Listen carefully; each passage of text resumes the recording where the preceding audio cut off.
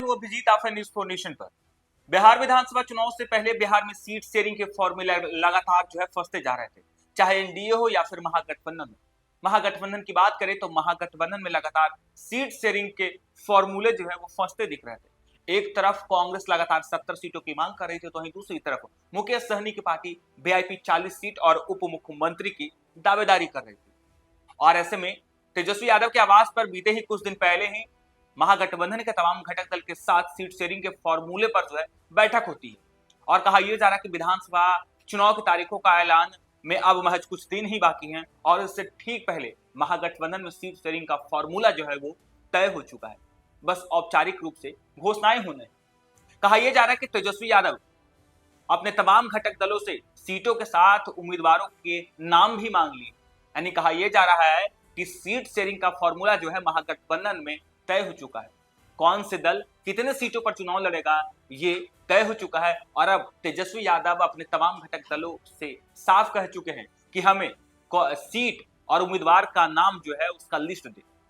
यानी पहले ही देखिए किस तरीके से राजद अपने तमाम घटक दलों से यह कह दिया है कि कौन सी सीट पर आप चुनाव लड़ेंगे उस सीट की जानकारी दे और कौन सी सीट पर उम्मीदवार कौन होगा ये भी जानकारी राजद को देना होगा। और इसके बाद राजद तय करेगी कि कौन सी सीट पर कितने सीटों पर कौन सी पार्टी चुनाव लड़ेगी और कौन से उम्मीदवार कौन सीटों पर चुनाव लड़ेगा।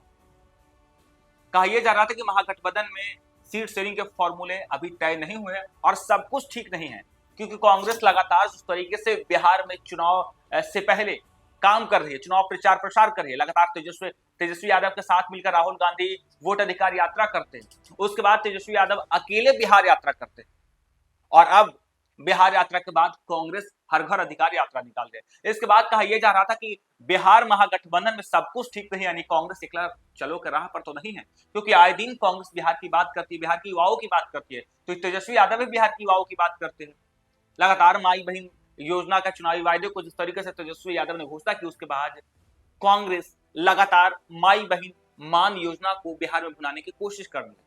और देखिए कहा यह जा रहा था कि कांग्रेस और राजद में सब कुछ ठीक नहीं, कांग्रेस लगातार सीटों को लेकर दबाव बना रही थी, लेकिन अब कहा यह जा रहा है कि सब कुछ साफ हो चुका है। यानी सीट बंटवारे का फॉर्मूला बिल्कुल साफ हो चुका है, अंदर खाने तय हो चुका है कौन से दल कितने सीटों पर चुनाव लड़ेगा।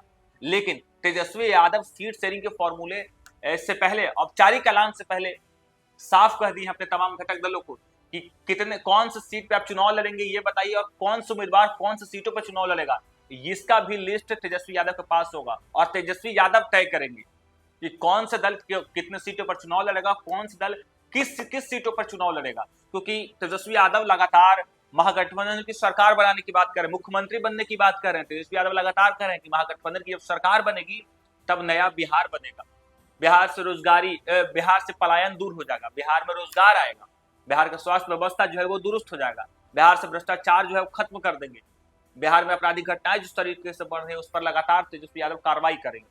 और ऐसे में तेजस्वी यादव ये नहीं चाहते हैं कि कोई भी गठबंधन के जो घटक दल है गलत सीटों पर गलत उम्मीदवार का चयन करके चुनाव हार जाए और महागठबंधन को सीटों का नुकसान हो। तेजस्वी यादव इसी के मद्देनजर अपने तमाम घटक दलों से उम्मीदवारों का भी नाम मांग रहे हैं और सीटों का भी नाम मांग रहे हैं। और ऐसे में कहा यह जा रहा है कि सीटों का अदला बदली भी हो सकता है। यानी तेजस्वी यादव को लगेगा कि इस सीट पर कांग्रेस कमजोर है और ये उम्मीदवार कमजोर है, तो सीटों का अदला बदली भी तेजस्वी यादव कर सकते हैं। और ऐसे में देखिए किस तरीके से सीट शेयरिंग के फॉर्मूले की बात करें तो कांग्रेस 76 सीटों पर चुनाव लड़ने की बात कह रही है, तो वहीं मुकेश सहनी 40 सीटों पर चुनाव लड़ने की बात कर रहे हैं। अरे सीट शेयरिंग के फॉर्मूले की बात करें महागठबंधन में तो अंदर खान ने कहा यह जा रहा है कि कांग्रेस 76 सीटों की मांग कर रही है, तो वहीं मुकेश सहनी की पार्टी वीआईपी 60 सीटों की मांग की, वाम दल 40 सीटों पर चुनाव लड़ने की बात करें। ऐसे में कहा यह जा रहा है कि अंदर खान ने जो तेजस्वी यादव जिस तरीके से उम्मीदवारों का नाम मांगे और सीटों का नाम मांगे, इसके बाद तेजस्वी यादव तय करेंगे कि कौन से दल कितने सीटों पर चुनाव लड़ेगा। हालांकि कांग्रेस पहले ही कई सीटों का अल्टीमेटम दे चुका है कि इन सीटों पर कांग्रेस मजबूत है और हाल में उन तमाम सीटों पर कांग्रेस मजबूती से चुनाव लड़ेगी। लेकिन देखिए अब चुनाव में महज कुछ दिन ही बाकी है। कहा जा रहा है कि दशहरा पूजा के बाद चुनाव की तारीखों का ऐलान हो जाएगा और ऐसे में अंदर खाने सीट शेयरिंग के फॉर्मूले वो बिल्कुल पूरी तरीके से तय हो चुके हैं और बस औपचारिक ऐलान होना है।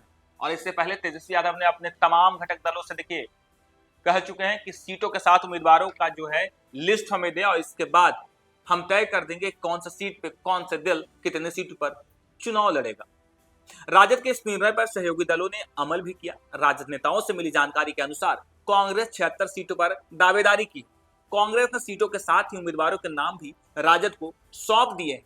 वहीं वीआईपी ने 7 सीटों पर दावेदारी की है। हालांकि वीआईपी ने 7 सीटों पर उम्मीदवारों के नाम नहीं बताए। लगभग आधी सीटों पर ही वीआईपी ने उम्मीदवारों के नाम गिनाए। देखिए, जब तेजस्वी यादव ने अपने तमाम घटक दलों से कहा कि आप सीट और उम्मीदवार के चयन की जो लिस्ट है वो हमें दे, तब कहा जा रहा है कि कांग्रेस लगातार देखिए 9 और 10 सितंबर को दिल्ली में बैठक करती है, फिर बिहार में बैठक होती है, उसके बाद दिल्ली में बैठक होती है। लगातार कांग्रेस जो उम्मीदवारों का चयन की प्रक्रिया की शुरुआत कर दी है। कहा जा रहा था कि कांग्रेस पूरी तरीके से एक्शन में है। कांग्रेस जो स्क्रीनिंग कमेटी की बैठक करती है, स्क्रीनिंग कमेटी में तय कर लिया है कि कौन सी सीटों पर कांग्रेस चुनाव लड़ेगी और कौन से उम्मीदवार उस सीट के लायक हैं जिस सीट पर कांग्रेस जीत सके। कांग्रेस लगातार चुनावी तैयारी में, देखिए किस तरीके से लगातार बिहार में हो या फिर दिल्ली में हो, बैठक का दौर जारी था। और ऐसे में जब तेजस्वी यादव ने जैसे ही सीट और उम्मीदवारों के नाम मांगा तो सबसे पहले कांग्रेस ने 76 सीटों पर दावेदारी ठोककर अपने तमाम उम्मीदवारों के नाम जो है वो तेजस्वी यादव को दे दिया। लेकिन मुकेश सहनी गाहे बगाहे लगातार 7 सीटों की मांग कर रहे हैं, उप मुख्यमंत्री की बात कर रहे हैं। और जब उनसे मांगा गया कि कितनी सीटों पर अब चुनाव लड़ेंगे तो सीट तो मुकेश सहनी बता दिए कि 60 सीट पर चुनाव लड़ेंगे। लेकिन मुकेश सहनी अभी तक उम्मीदवारों के नाम नहीं बताए। सूत्रों के अनुसार पता चल रहा है कि मुकेश सहनी बस 25 से 30 उम्मीदवार के नाम ही बताए हैं और बाकी उम्मीदवारों के नाम इनके पास नहीं है।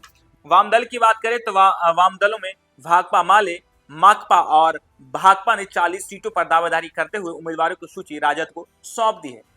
सहयोगी दलों के साथ ही राजद ने अपने लिए भी सीटों चिन्हित करने के साथ ही उम्मीदवारों पर मंथन शुरू कर दिया है। राजद खुद कम से कम 130 सीटों पर चुनाव लड़ने की तैयारी कर रहा है। गठबंधन में 2 नए सहयोगी लोजपा और झामुमो की एंट्री होना तय है। राजद इन दोनों दलों से जो है सीटों के साथ ही उम्मीदवारों के नाम मांगे हैं। इन दोनों दलों को 6 से 8 सीट मिलने की उम्मीद है। देखिए, कहा यह जा रहा है कि अब जो महागठबंधन में जो दल है, एक राजद, दूसरा कांग्रेस, वीआईपी और भाकपा माले, माकपा और भाकपा, और उसके बाद महागठबंधन में 2 दल और जो है वो वापसी कर रहे हैं, एक पशुपति पारस और दूसरा झारखंड मुक्ति मोर्चा। और इन दोनों दलों को भी तेजस्वी यादव जो है सीट शेयरिंग के फॉर्मूले के रणनीति में जो है तय किए कि इन दोनों सहयोगी दल को भी कुछ सीटें देनी। और ऐसे में कहा यह जा रहा है कि पशुपति पारस को 6 सीट मिलेगी, तो वहीं झामुमो को यानी झारखंड मुक्ति मोर्चा को 3 सीटें मिलेगी। और कहा यह जा रहा है कि इन तमाम जो दल है इसके साथ एडजस्ट किया जाएगा और उसके बाद इन दोनों दलों को भी महागठबंधन में शामिल किया जाएगा। देखिए, किस तरीके से कहा जा रहा है कि महागठबंधन में सीट के साथ ही उम्मीदवारों के नाम तय करने के पीछे चुनाव में जीत सुनिश्चित करने की रणनीति है। राजद नेताओं के अनुसार 243 विधानसभा क्षेत्र है, लेकिन सभी घटक दलों के अपने अपने दावे। स्थिति यह है कि सीटों से कहीं अधिक दलों की दावेदारी सामने आ रही। ऐसे में अगर किसी सीट पर एक से अधिक दल की दावेदारी होगी तो गठबंधन के शीर्ष नेता मिलकर उस पर निर्णय लेंगे। इसमें यह देखा जाएगा कि अमुक सीट, जिस सीट पर किस उम्मीदवार को टिकट देने से जीत सुनिश्चित हो सकती है। ऐसे में उस सीट पर उम्मीदवार को किसी और दल के सिंबल पर भी चुनाव लड़ाया जा सकता है।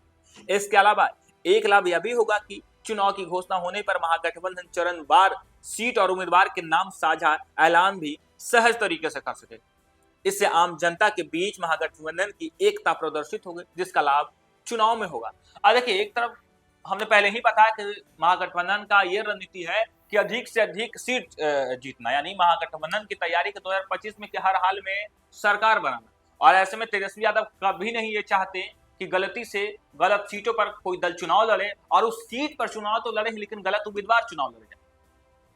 और तेजस्वी यादव ये फिल्टर कर रहे हैं, सर्वे कर रहे हैं, मुआयना कर रहे हैं कि कौन से सीट आप चयन किए हैं, उस पर उम्मीदवार की दावेदारी कितनी है, उम्मीदवार कितने मजबूत हैं। और ऐसे में तेजस्वी यादव ने अपने तमाम घटक दलों से देखे किस तरीके से अब सीटों के साथ उम्मीदवारों के नाम भी मांगे। और कहा यह जा रहा है कि अब दशहरा पूजा के बाद औपचारिक महागठबंधन में ऐलान हो जाएगा कौन से गठबंधन के घटक दल कौन से सीट पर और कौन से उम्मीदवार होंगे, ये भी औपचारिक रूप से अब ऐलान होने बाकी है। फिलहाल के लिए इतना ही। आप देखते रहिए न्यूज़4 नेशन।